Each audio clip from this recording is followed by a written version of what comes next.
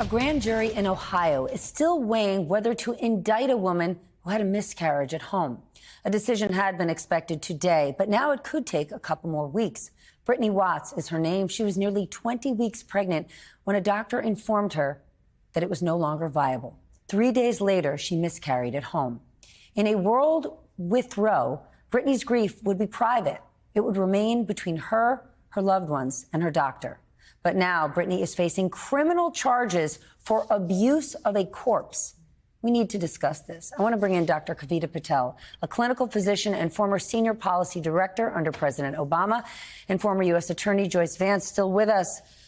Kavita, can you explain this? How does something as common as a miscarriage even qualify as abuse of a corpse? Yeah, Stephanie, if I could explain it, then we probably would not be here, because there are a whole lot of things wrong with this, and I'm sure Joyce will get into this. I will say that what I think is troubling is not just that Brittany is being brought under these charges and that this is even being discussed. And by the way, for something that I don't want to say that her exact circumstance is incredibly common, because she arrived and came and sought medical care, not once, but twice, and tried to actually understand what she should do. And both times, the first time, they had to actually bring and convene an ethics panel. And again, this is all because of what has happened in kind of the post-Dobbs decision, and especially, just to be clear, before what happened in December in Ohio, where they really put into place protections for reproductive rights. So put all of that into context, Steph. No, I can't explain it, except to say that now there are women who are worried that if they have miscarriages, that they need to have proof of this and they carry tampons or pads.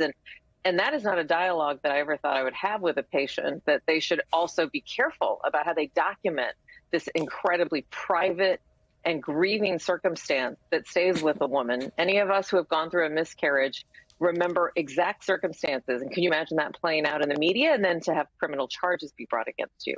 I have been in this circumstance, and I cannot imagine documenting, contacting police. Right. I mean, this is crazy. Joyce, can you explain this to us from a legal perspective? Yeah, I think crazy does really well to characterize what's going on here. This is a personal tragedy. This is not something that should be playing out in a police station after a woman has been failed by her doctors, not because her doctors wanted to fail her, but because they're now operating in this legal environment where they are personally at risk if they provide the care that she needed. You know, to Kavita's point, there are all of these very narrow distinctions happening here. She's 21 weeks pregnant when this happens. 22 weeks is viability in Ohio. She should have been able to obtain this procedure, but she wasn't. They convened a medical ethics board. They failed to act. And yet again, this is a situation where, had she miscarried in the hospital, the fetus would not have been treated as a human body. That, of course, is the distinction here. She would not have been subject to the charges the grand jury has been asked to consider, which is in essence tampering with a corpse. So all of this is on very thin ice, legally speaking, which may speak to why the decision by this grand jury has been delayed. Joyce, in Texas, a court just ruled that Texas can now ban emergency abortions, despite federal guidance that says these procedures are specifically designed to save women's lives. What are we to make of this? Right. You know, same verse, just in another state, right? This is a situation where DOJ, after the Dobbs decision, issued guidance that said that under EMTALA, this law that provides certain sorts of rules about how federally funded hospitals need to operate, it reinforced this notion that emergency rooms are required to provide life-sustaining care. And in some cases, that's an abortion, right? We see that play out in Brittany Watts' case, where she's denied one. So this was the Biden administration's rather uncontroversial proposition. But Texas, of course, challenged it. And the impact here is the same as we're seeing with these other laws. Something that should be clear isn't clear. Doctors lack clarity on when they're entitled to perform abortions in medical emergencies in order to save women's lives.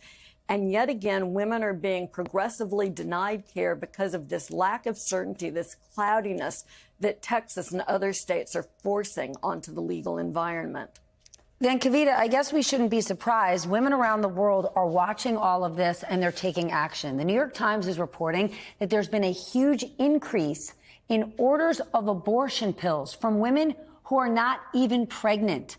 What does that tell you about the kind of atmosphere that we are in and how women are reacting to it?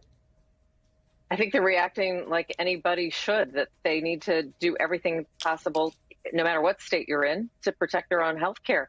And this is also just to remind people listening that this is because one of those medication abortion pills, mifepristone, is being called to question and brought to the Supreme Court because of a quote unquote lack of evidence, despite decades of evidence to support the safety of this drug. So it is no wonder. And Steph, I've had patients ask, and I have gladly, I'm in the state of Maryland, licensed in DC as well. I'm happy to write those prescriptions because this is every bit as much of healthcare as it is when I dispense vaccines, when I give people medication for their high blood pressure. So I don't treat it any differently. And women are taking this into their own hands. The fact that we are having to do this and that women are looking towards crossing, they're not even able to have these conversations with their doctors in their own states because of the fears. If you're in Ohio, if you're in Texas, if you're in many of these states, some of these people feel like they can't even have that conversation. So they are accessing it through other channels, all legal, by the way, but it doesn't shock me whatsoever. And by the way, I've encouraged primary care doctors to have these conversations with women. I will say it's not an accident that Brittany Watts is a woman of color.